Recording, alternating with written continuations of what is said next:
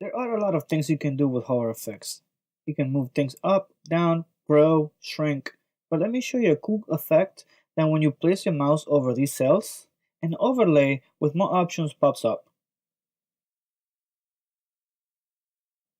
Here we have the overlay that will pop up when we place the mouse over this cell. For that, we need to nest the instance of this overlay symbol and set its opacity to 0.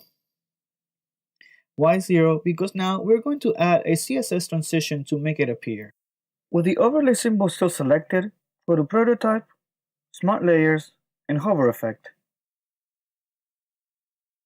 These are CSS presets that you can choose from, but you can also add your own.